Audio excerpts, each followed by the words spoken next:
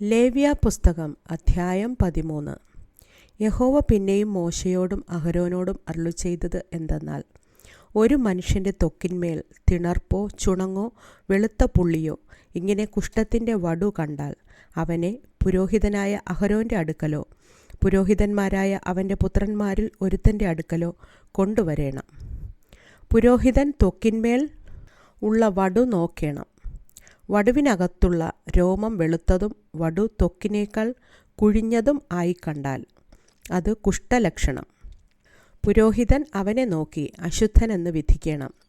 അവൻ്റെ ത്വക്കിന്മേൽ പുള്ളി വെളുത്തതും ത്വക്കിനേക്കാളും കുഴിഞ്ഞിരിക്കാത്തതും അതിനകത്തുള്ള രോമം വെളുത്തിരിക്കാത്തതുമായി കണ്ടാൽ പുരോഹിതൻ ആ ലക്ഷണമുള്ളവനെ 7 ദിവസത്തേക്ക് അകത്താക്കി അടയ്ക്കണം. 7-ാം ദിവസം പുരോഹിതൻ അവനെ നോക്കേണം. വടു ത്വക്കിന്മേൽ പരക്കാതെ കണ്ട സ്ഥിതിയിൽ നിൽക്കുന്നു എങ്കിൽ പുരോഹിതൻ 2-ാം പ്രാവശ്യം അവനെ 7 ദിവസത്തേക്ക് അകത്താക്കി അടയ്ക്കണം. 7-ാം ദിവസം പുരോഹിതൻ അവനെ വീണ്ടും നോക്കണം. വടു മങ്ങിയതായും ത്വക്കിന്മേൽ പരക്കാതെയും കണ്ടാൽ പുരോഹിതൻ അവനെ ശുദ്ധിയുള്ളവൻ എന്ന് വിധിക്കണം. അത് ചുണങ്ങത്രേ. അവൻ വസ്ത്രം അലക്കി ശുദ്ധിയുള്ളവനായിരിക്കണം. അവൻ ശുദ്ധീകരണത്തിനായി തന്നെത്താൻ പുരോഹിതനെ കാണിച്ച ശേഷം ചുണങ്ങ് ത്വക്കിന്മേൽ അധികമായി പരന്നാൽ അവൻ പിന്നെയും തന്നെത്താൻ പുരോഹിതനെ കാണിക്കണം. ചുണങ്ങ് ത്വക്കിന്മേൽ പരക്കുന്നു എന്ന് പുരോഹിതൻ കണ്ടാൽ പുരോഹിതൻ അവനെ അശുദ്ധനെന്ന് വിധിക്കണം. അത് കുഷ്ഠം തന്നെ. കുഷ്ഠത്തിൻ്റെ ലക്ഷണം ഒരു മനുഷ്യനിൽ ഉണ്ടായാൽ അവനെ പുരോഹിതൻ്റെ അടുക്കൽ കൊണ്ടുവരേണം. പുരോഹിതൻ അവനെ നോക്കേണം. ത്വക്കിന്മേൽ വെളുത്ത തിണർപ്പുണ്ടായിരിക്കുകയും അതിലെ രോമം വെളുത്തിരിക്കുകയും തിണർപ്പിൽ പച്ച മാംസത്തിൻ്റെ ലക്ഷണം ഉണ്ടായിരിക്കുകയും ചെയ്താൽ അത് അവൻ്റെ ത്വക്കിൽ പഴകിയ കുഷ്ഠമാകുന്നു. പുരോഹിതൻ അവനെ അശുദ്ധൻ എന്ന് വിധിക്കണം. അവൻ അശുദ്ധനാകൊണ്ട് അവനെ അകത്താക്കി അടയ്ക്കരുത്. കുഷ്ഠം ത്വക്കിൽ അധികമായി പരന്നു രോഗിയുടെ തല തൊട്ട് കാൽ വരെ പുരോഹിതൻ കാണുന്നിടത്തൊക്കെയും വടു ത്വക്കിൽ ആസകലം മൂടിയിരിക്കുന്നു എങ്കിൽ പുരോഹിതൻ നോക്കേണം. കുഷ്ഠം അവൻ്റെ ദേഹത്തെ മുഴുവനും മൂടിയിരുന്നാൽ അവൻ വടുവുള്ളവനെ ശുദ്ധിയുള്ളവനെന്ന് വിധിക്കണം. ആസകലം വെള്ളയായി തീർന്ന് അവൻ ശുദ്ധിയുള്ളവനാകുന്നു. എന്നാൽ പച്ചമാംസം അവനിൽ കണ്ടാൽ അവൻ അശുദ്ധൻ. പുരോഹിതൻ പച്ചമാംസം നോക്കി അവനെ അശുദ്ധനെന്ന് വിധിക്കണം. പച്ചമാംസം അശുദ്ധം, അത് കുഷ്ഠം തന്നെ. എന്നാൽ പച്ചമാംസം മാറി വെള്ളയായി തീർന്നാൽ അവൻ പുരോഹിതൻ്റെ അടുക്കൽ വരേണം. പുരോഹിതൻ അവനെ നോക്കേണം. വടു വെള്ളയായി തീർന്നു എങ്കിൽ പുരോഹിതൻ വടുവുള്ളവനെ ശുദ്ധിയുള്ളവനെന്ന് വിധിക്കണം. അവൻ ശുദ്ധിയുള്ളവൻ തന്നെ. ദേഹത്തിൻ്റെ ത്വക്കിൽ പരുവുണ്ടായിരുന്നിട്ട് സൗഖ്യമായ ശേഷം പരുവിൻ്റെ സ്ഥലത്ത് വെളുത്ത തിണർപ്പോ ചുവപ്പോട് കൂടിയ വെളുത്ത പുള്ളിയോ ഉണ്ടായാൽ അത് പുരോഹിതനെ കാണിക്കണം. പുരോഹിതൻ അത് നോക്കണം. അത് ത്വക്കിനേക്കാൾ കുഴിഞ്ഞതും അതിലെ രോമം വെളുത്തതുമായി കണ്ടാൽ പുരോഹിതൻ അവനെ അശുദ്ധനെന്ന് വിധിക്കണം.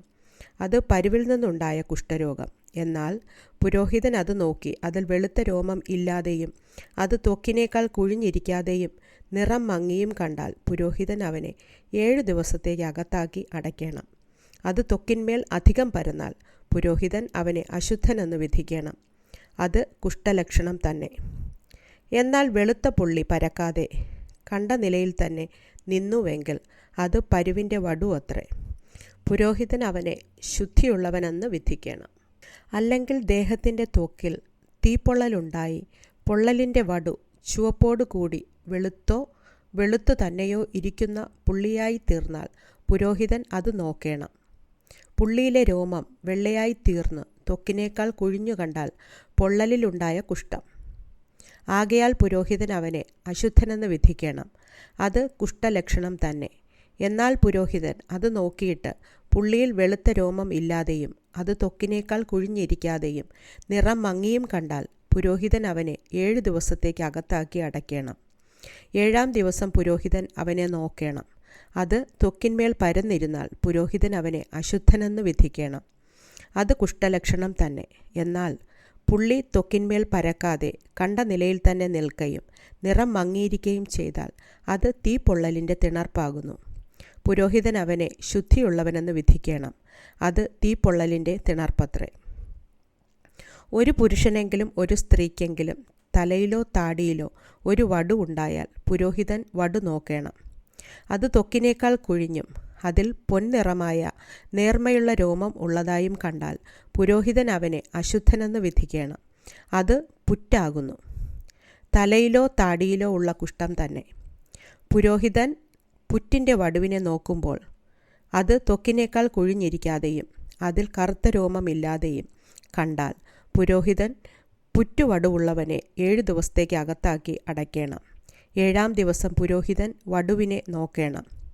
പുറ്റു പരക്കാതെയും അതിൽ പൊൻനിറമുള്ള രോമമില്ലാതെയും പുറ്റിൻ്റെ കാഴ്ച ത്വക്കിനേക്കാൾ കുഴിഞ്ഞിരിക്കാതെയും ഇരുന്നാൽ അവൻ ക്ഷൗരം ചെയ്യിക്കണം. എന്നാൽ പുറ്റിൽ ക്ഷൗരം ചെയ്യരുത്. പുരോഹിതൻ പുറ്റുള്ളവനെ പിന്നെയും 7 ദിവസത്തേക്ക് അകത്താക്കി അടയ്ക്കണം. 7-ാം ദിവസം പുരോഹിതൻ പുറ്റു നോക്കണം. പുറ്റ് ത്വക്കിന്മേൽ പരക്കാതെയും കാഴ്ചയ്ക്ക് ത്വക്കിനേക്കാൾ കുഴിഞ്ഞിരിക്കാതെയും ഇരുന്നാൽ പുരോഹിതൻ അവനെ ശുദ്ധിയുള്ളവനെന്ന് വിധിക്കണം. അവൻ വസ്ത്രമലക്കി ശുദ്ധിയുള്ളവനായിരിക്കണം. എന്നാൽ അവൻ്റെ ശുദ്ധീകരണത്തിന് ശേഷം പുറ്റ് ത്വക്കിന്മേൽ പരന്നാൽ പുരോഹിതൻ അവനെ നോക്കണം. പുറ്റു ത്വക്കിന്മേൽ പരന്നിരുന്നാൽ പുരോഹിതൻ പൊൻനിറമുള്ള രോമം അന്വേഷിക്കേണ്ട. അവൻ അശുദ്ധൻ തന്നെ. എന്നാൽ പുറ്റ് കണ്ട നിലയിൽ തന്നെ നിൽക്കുന്നതായും അതിൽ കറുത്ത രോമം മുളച്ചതായും കണ്ടാൽ പുറ്റ് സൗഖ്യമായി. അവൻ ശുദ്ധിയുള്ളവൻ. പുരോഹിതൻ അവനെ ശുദ്ധിയുള്ളവനെന്ന് വിധിക്കണം.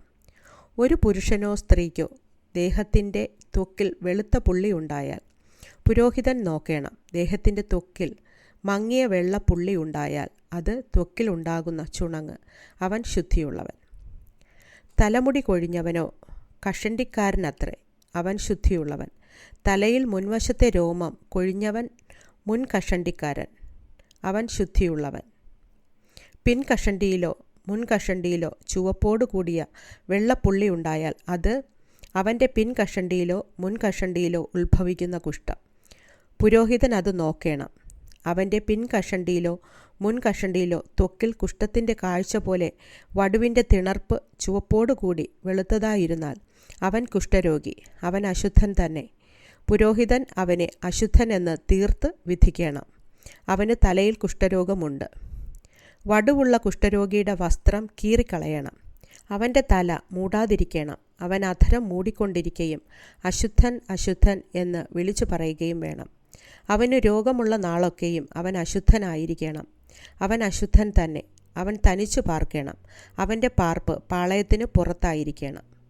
ആട്ടുരോമ വസ്ത്രമോ ചണവസ്ത്രമോ ആയ ഏതു വസ്ത്രത്തിലെങ്കിലും ചണം കൊണ്ടോ ആട്ടുരോമം കൊണ്ടോ ഉള്ള പാവിലെങ്കിലും ഊടയിലെങ്കിലും തോലിലെങ്കിലും തോൽ കൊണ്ടുണ്ടാക്കിയ യാതൊരു സാധനത്തിലെങ്കിലും കുഷ്ഠത്തിൻ്റെ വടുവുണ്ടായി വസ്ത്രത്തിലെങ്കിലും തോലിലെങ്കിലും പാവിലെങ്കിലും ഊടയിലെങ്കിലും തോൽ കൊണ്ടുള്ള യാതൊരു സാധനത്തിലെങ്കിലും വടു ഇളം പച്ചയോ ഇളം ചുവപ്പോ ആയിരുന്നാൽ അത് കുഷ്ഠലക്ഷണമാകുന്നു. അത് പുരോഹിതനെ കാണിക്കണം. പുരോഹിതൻ വടു നോക്കി വടുവുള്ളവനെ 7 ദിവസത്തേക്ക് അകത്തിട്ട് അടയ്ക്കണം. അവൻ 7-ാം ദിവസം വടുവിനെ നോക്കണം. വസ്ത്രത്തിലോ പാവിലോ ഊടയിലോ തോലിലോ തോൽ കൊണ്ടുണ്ടാക്കിയ യാതൊരു പണിയിലോ വടു പരന്നിരുന്നാൽ ആ വടു കഠിന കുഷ്ഠം. അത് അശുദ്ധമാകുന്നു.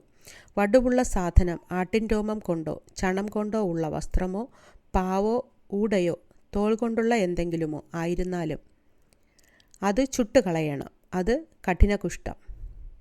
അത് തീയിലിട്ട് ചുട്ടുകളയണം. എന്നാൽ പുരോഹിതൻ നോക്കണം. വടു വസ്ത്രത്തിലോ പാവിലോ ഊടയിലോ തോൽ കൊണ്ടുള്ള യാതൊരു സാധനത്തിലോ പരന്നിട്ടില്ല എങ്കിൽ പുരോഹിതൻ വടുവുള്ള സാധനം കഴുകുവാൻ കൽപ്പിക്കണം.